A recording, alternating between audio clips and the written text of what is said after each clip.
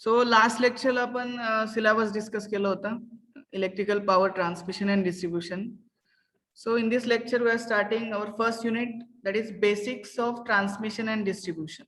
ठीक है. So before starting this basics of transmission distribution,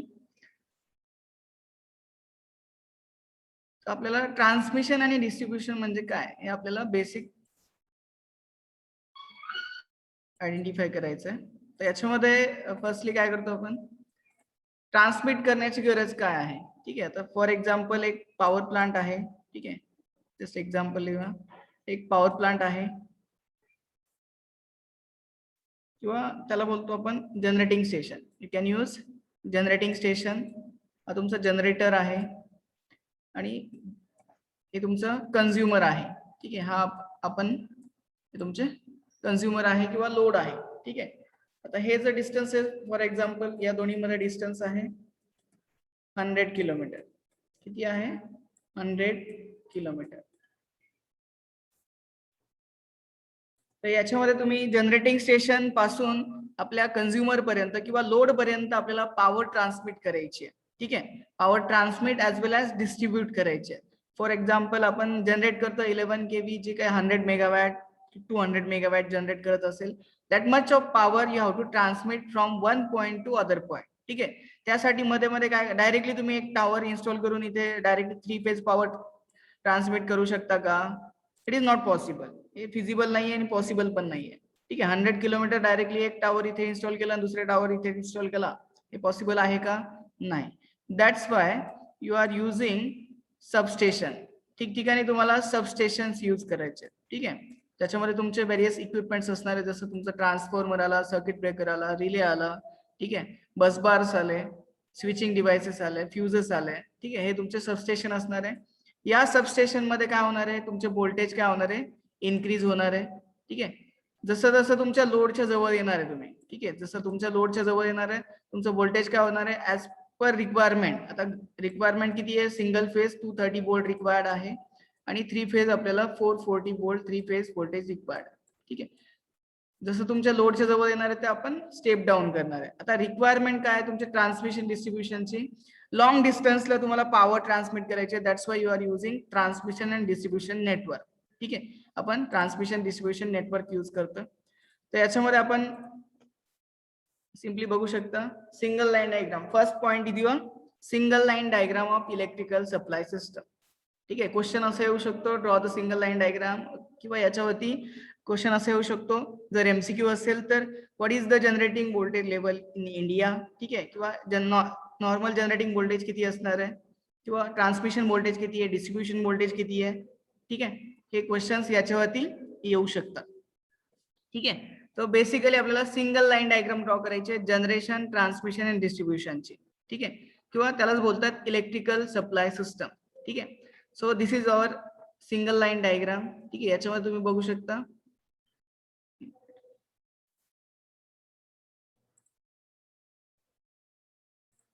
ठीक आहे. फर्स्ट ऑफ ऑल हा तुमचा आहे जनरेटर. हा जो ड्रॉ केलेला आहे दिस युअर जनरेटर. ठीक आहे. हा जनरेटर आहे. जनरेटर आपण लास्ट सेमिस्टर मध्ये इलेक्ट्रिकल पॉवर जनरेशन मध्ये डिफरंट पॉवर प्लांट्स पाहिलेत, त्याच्यामध्ये जो जनरेटर यूज केलेला आहे सिम्पली हा जनरेटर आहे. ठीक आहे. आता इंडियामध्ये जनरेशन व्होल्टेज किती आहे, 3.3 kV, 6.6 kV, 33 kV और 11 kV.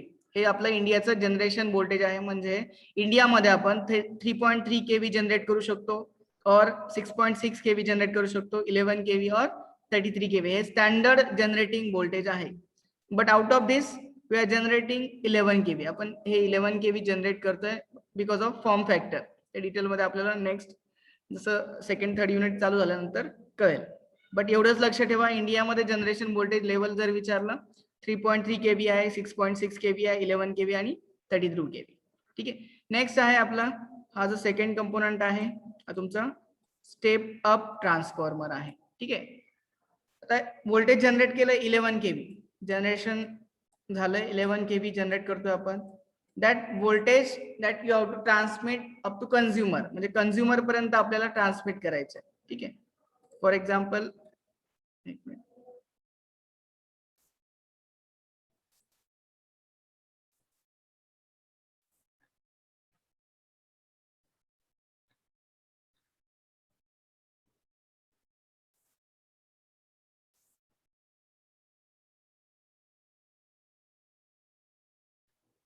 ठीक आहे. तर याच्यामध्ये इथे बघू शकता तुम्ही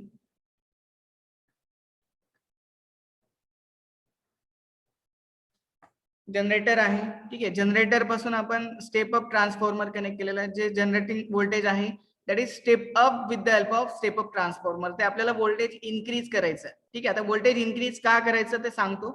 अगोदर ही सिंगल लाईन डायग्राम समजून घ्या. यो व्होल्टेज जे काही 11 kV जनरेट झालंय that is step up with the help of step up transformer. ठीक आहे. आता हे स्टेप अप झालंय with the help of step up transformer.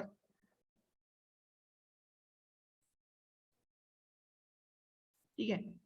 From 11 kV to 132 kV. म्हणजे हा ट्रान्सफॉर्मर काय करणार आहे आपला 11 kV चं स्टेप अप करणार आहे 132 kV मध्ये. हा ट्रान्सफॉर्मरचं लोकेशन कुठे असणार आहे तुमचं, जे काही तुमचं प्रायमरी सबस्टेशन असणार आहे किंवा जनरेटिंग एंडचं सबस्टेशन असणार आहे त्या ठिकाणी हा ट्रान्सफॉर्मर लोकेट असणार आहे. ट्रान्सफॉर्मरचं लोकेशन कुठे असणार आहे सबस्टेशन मध्ये. ठीक आहे. देन या ट्रान्सफॉर्मर पासून सप्लाय गेलेला आहे इकडे अगेन हा तुमचा स्टेप डाउन ट्रान्सफॉर्मर आहे, which is your step down transformer. Step down transformer that will step down from 132 kV to 33 kV. म्हणजे 132 kV पासून 33 kV ला स्टेप डाउन करतोय. ही ट्रान्सफॉर्मर काय करेल हा 132 kV ला 33 kV मध्ये स्टेप डाउन करेल. ठीक आहे. नेक्स्ट इथे एक सबस्टेशन आहे which is nothing but your receiving station. ठीक आहे. जे काही रिसिव्हिंग स्टेशन असणार आहे, काही इंडस्ट्रीला 33 kV सप्लाय रिक्वायर्ड आहे. सो त्या इंडस्ट्रीला जर 33 kV सप्लाय घ्यायचा असेल तर तो कुठून घेणार आहे, या रिसिव्हिंग स्टेशन कडून इंडस्ट्री सप्लाय घेणार आहे. ठीक आहे.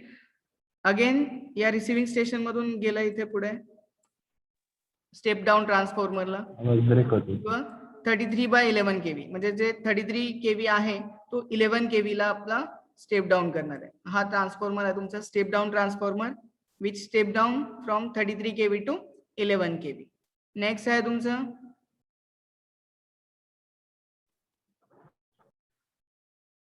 हे तुमचं सबस्टेशन आहे, हे डिस्ट्रीब्युशन सबस्टेशन आहे. ठीक आहे. Which is nothing but your distribution substation. जसं तुमचं रिसिव्हिंग स्टेशन होतं हे तुमचं डिस्ट्रीब्युशन स्टेशन आहे किंवा you can call it as a substation. Yes. ठीक आहे. इथे दिलेलं आहे सबस्टेशन. हे तुमचं सबस्टेशन आहे.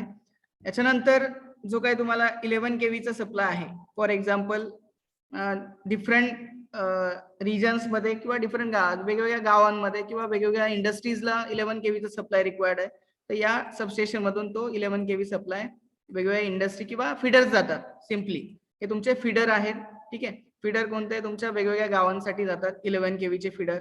देन इथे आणखी एक सप्लाय आहे, सॉरी आणखी एक ट्रान्सफॉर्मर आहे तुमचा 11 kV चं 440 वोल्ट म्हणजे 440 वोल्ट मध्ये स्टेप डाउन करेल. ठीक आहे. हा याचा आउटपुट काय असणार तुमचं 440 वोल्ट. हा जो ट्रान्सफॉर्मर आहे that will step down the voltage from 11 kV to 440 volt. याला बोलता तुम्ही डिस्ट्रीब्युशन ट्रान्सफॉर्मर. हा तुमचा डिस्ट्रीब्युशन ट्रान्सफॉर्मर आहे, त्याचा आउटपुट व्होल्टेज असणार आहे 440 वोल्ट. ठीक आहे. इथपर्यंत क्लिअर आहे सर्वांना. तर याच्यामध्ये तुम्ही बघू शकता आता इथे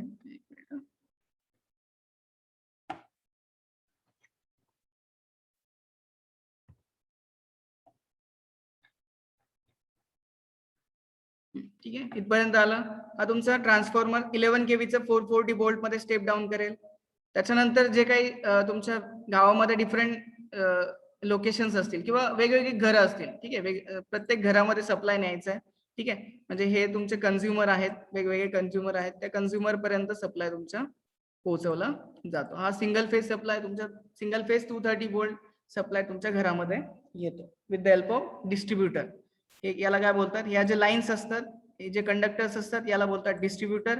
आणि जे 11 kV चे असतात, ठीक आहे, सबस्टेशन मधून जे 11 kV वायर्स आलेले असतात, ठीक आहे, जे काय 11 kV चे कंडक्टर्स आलेले असतात त्याला बोलतात फीडर्स. ठीक आहे. आणि तुमच्या घरापर्यंत ज्या वायरने सप्लाय आलेलं असतं which is nothing but your distributor, जे तुमचे 230 वोल्टचे असतात.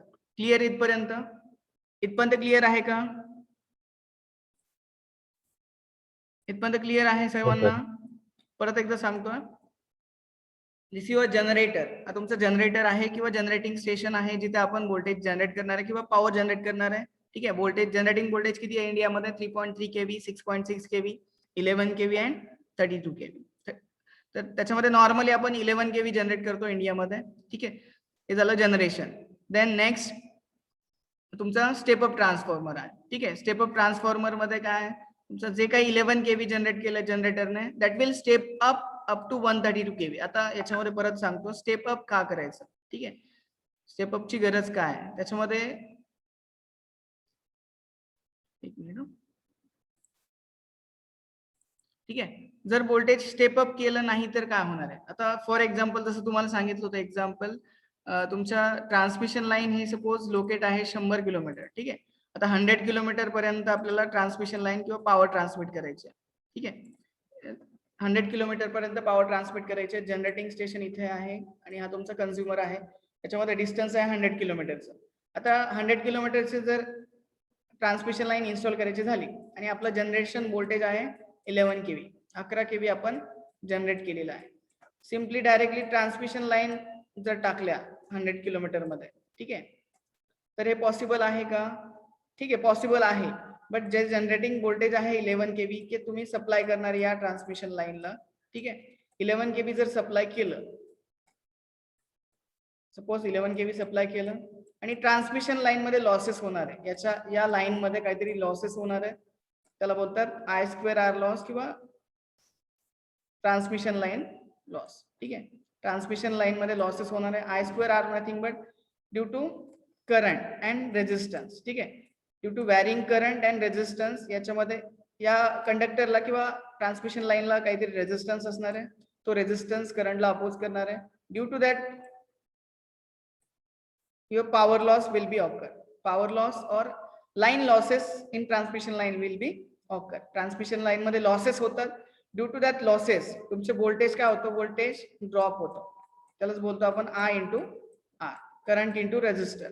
ठीक आहे, IR ड्रॉप किंवा व्होल्टेज ड्रॉप होतं या ट्रान्समिशन लाईन मध्ये.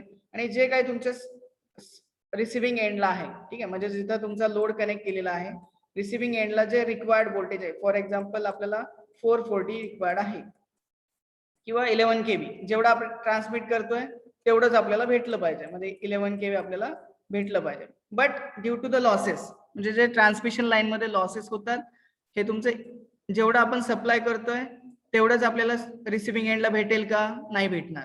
का? कारण त्याच्यामध्ये लॉसेस होतात, ट्रान्समिशन लाईन मध्ये लॉसेस होतात.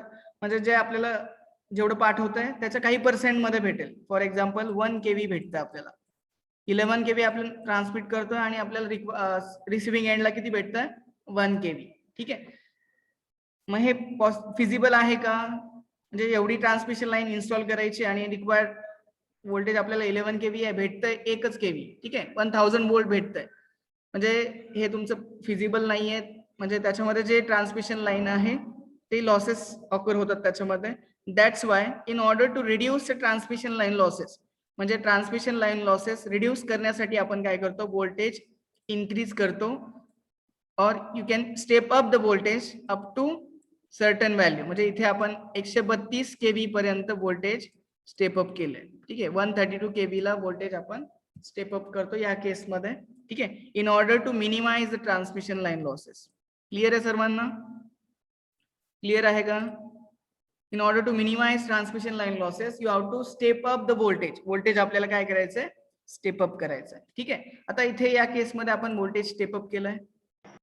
ठीक आहे, with the help of this transformer voltage step up झालाय 132 kV ला. अगेन इथे ट्रान्समिशन लाईन यूज केलेली आहे या ट्रान्सफॉर्मर पर्यंत किंवा या स्टेशन पर्यंत. हा ट्रान्सफॉर्मर काय करेल, पुन्हा ते स्टेप डाऊन करेल. आता पुन्हा स्टेप डाऊन करायची गरज काय? जर आपण डायरेक्टली 132 kV घरामध्ये देऊ शकतो का? ऑब्विसली नाही. घरामध्ये रिक्वायर्ड आहे 230 वोल्ट किंवा 3 फेज साठी रिक्वायर्ड आहे 440 वोल्ट. डायरेक्टली 132 kV देऊ शकत नाही घरामध्ये. दॅट्स वाय जसं जसं लोड जवळ येईल, जसं जसं कन्झ्युमर जवळ येईल, तसं तसं तुम्हाला काय करायला लागेल, व्होल्टेज स्टेप डाऊन करावं लागेल, व्होल्टेज रिड्यूस करावं लागेल. ठीक आहे, आता इन बिटवीन दिस, म्हणजे या दोन्ही मधला जो पोर्शन आहे, ठीक आहे, हा तुमचा स्टेप डाऊन स्टेप अप आणि स्टेप डाऊन, या दोन्ही मधल्या पोर्शनला, या रिजनला बोलतात प्रायमरी ट्रान्समिशन. याला काय बोलतात? Primary transmission. जे हाय व्होल्टेज मध्ये ट्रान्समिशन होत आहे, which is nothing but your primary transmission. Again हा 33 kV स्टेप डाऊन केला, अगेन हा 33 kV इथून इथपर्यंत येईल. ठीक आहे. अगेन हा स्टेप डाऊन ट्रान्सफॉर्मर 33 चं 11 केव्ही मध्ये स्टेप डाऊन करेल आणि या दोन्ही मधल्या रिजनला, ठीक आहे, या दोन्ही मधल्या रिजनला काय बोलतात, सेकंडरी ट्रान्समिशन. ठीक आहे. सर ट्रान्समिशनला दोन पार्ट मध्ये डिवाइड करतो आपण, primary and secondary transmission. Primary transmission कुठून कुठपर्यंत होतं, 132 केव्हीचं 33 केव्ही पर्यंत, म्हणजे इथून इथपर्यंत. ठीक आहे. हा जो ट्रान्सफॉर्मर आहे या दोन्हींच्या मध्ये जे ट्रान्समिशन आहे which is nothing but your primary transmission, आणि ह्या ट्रान्सफॉर्मरच्या दोन्हींच्या मध्ये जे होणार आहे which is nothing but your secondary transmission. ठीक आहे. देन नेक्स्ट याच्यामध्ये primary distribution and secondary distribution. आता डिस्ट्रीब्युशनचे अगेन दोन टाईप आहेत, प्रायमरी अँड सेकंडरी. आता प्रायमरी डिस्ट्रीब्युशन म्हणजे काय, या ट्रान्सफॉर्मरच्या मध्ये, या दोन ट्रान्सफॉर्मरच्या मध्ये जे डिस्ट्रीब्युशन होणार आहे which is nothing but your primary distribution, आणि सेकंडरी डिस्ट्रीब्युशन नथिंग बट या ट्रान्सफॉर्मर पासून कंझ्युमर पर्यंत, म्हणजे आपल्या घरापर्यंत जो सप्लाय येतोय which is nothing but your secondary distribution. Clear आहे सर्वांना. Transmission is divided into two parts, primary and secondary transmission, and again distribution is divided into two parts, primary and secondary distribution. ठीक आहे. आता for example एखाद्या इंडस्ट्रीला जर 11 केव्हीचा supply required असेल, तो directly काय करणार आहे, हा जो ट्रान्सफॉर्मर आहे, ठीक आहे, या ट्रान्सफॉर्मरच्या आउटपुट मधनच हा इंडस्ट्री काय करणार आहे, 11 केव्हीचा सप्लाय घेणार आहे. ठीक आहे. म्हणजे हे जे सबस्टेशन ज्या ठिकाणी असेल त्या ठिकाणावरनं एखाद्या इंडस्ट्रीला 11 केव्हीचं सप्लाय गेलेलं असेल. ठीक आहे. क्लिअर आहे सर्वांना. क्लिअर आहे का.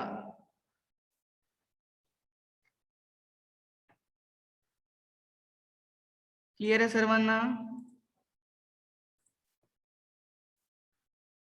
Generator will generate 11 KV. This step up transformer will step up to 132 KV. ठीक आहे. 132 केव्ही पर्यंत हा स्टेप अप केला.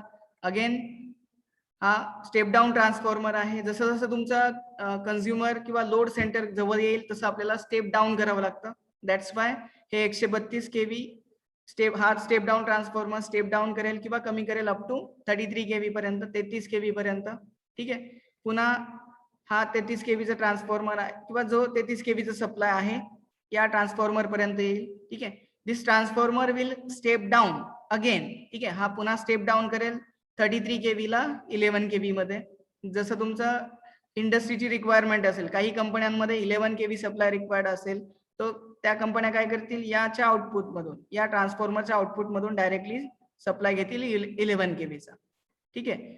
आणि याचा आउटपुट आपल्या जे पोल माउंटेड सबस्टेशन आहे, गावामध्ये जे एच पोल सबस्टेशन येणार आहे, ठीक आहे, पोल डीपी बोलतो आपण त्याला, त्या पोल माउंटेड सबस्टेशन वरती हा तुमचा ट्रान्सफॉर्मर माउंट असणार आहे. तो ट्रान्सफॉर्मर काय करेल, 11 केव्हीचं 440 वोल्ट मध्ये स्टेप डाऊन करेल. आणि जर शेतीमध्ये, फॉर एक्झाम्पल शेतामध्ये हा ट्रान्सफॉर्मर इन्स्टॉल केलाय आणि हा 440 वोल्ट डायरेक्टली शेतामध्ये जी 3 फेज इंडक्शन मोटर आहे त्याला सप्लाय जाणार आहे. सेम तुमच्या गावामध्ये घरामध्ये सिंगल फेज सप्लाय रिक्वायर्ड असेल तर तो 440 वोल्टचा आपण एक फेज आणि एक न्यूट्रल घेऊन 230 वोल्ट मध्ये करू शकतो कन्व्हर्जन. ते सिंगल फेज सप्लाय आपल्या घरामध्ये येणार आहे. हे झालं डिस्ट्रीब्युशन.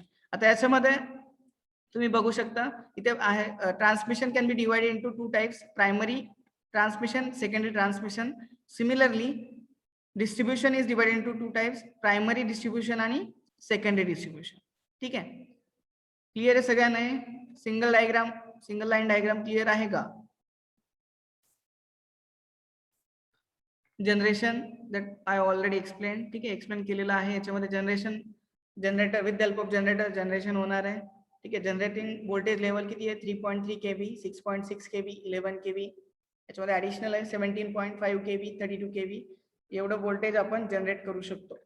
देन प्रायमरी ट्रान्समिशन म्हणजे काय, द जनरेटेड इलेक्ट्रिकल पॉवर जी आपण जनरेट केलेली आहे is step up with the help of step up transformer up to 11 KV to 132 KV. म्हणजे 11 केव्ही पासून 132 केव्हीला स्टेप अप केलं जातं with the help of step up transformer. Then primary transmission voltage किती आहे इथे दाखवलेलं आहे. याच्यामध्ये 132 केव्ही. हे लक्षात ठेवायचं, प्रायमरी ट्रान्समिशन व्होल्टेज खूप जास्त असतं ऍज कम्पेअर टू डिस्ट्रीब्युशन. ठीक आहे. So 132 KV, 220 KV, 400 KV. आणि इंडियामध्ये, ठीक आहे, which is most important question, इंडियामध्ये हायेस्ट ट्रान्समिशन व्होल्टेज किती आहे तर ते आहे 765 केव्ही. 765 केव्ही इंडियामध्ये हायेस्ट ट्रान्समिट करू शकतो आपण. ठीक आहे.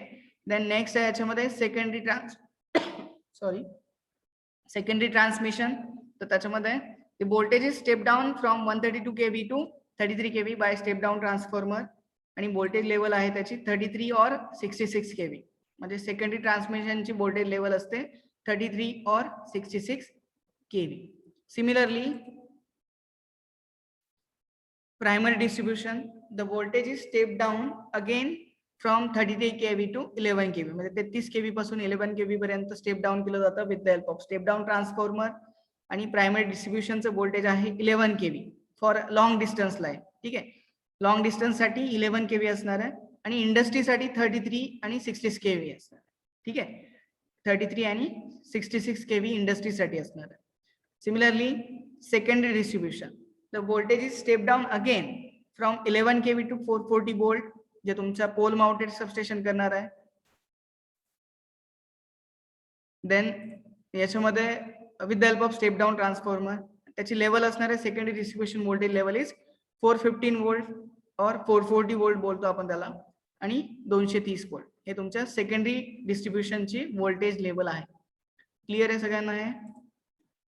सो इथे आज आपण पहिला टॉपिक बघितला होता याच्यामध्ये single line diagram of your power system. ठीक आहे. खूप इम्पॉर्टंट पॉइंट आहे. त्याच्यामध्ये व्यवस्थित तुम्ही नोट्स प्रिपेअर करायचे. ठीक आहे. आणि व्यवस्थित एकदा वाचायचं. ठीक आहे.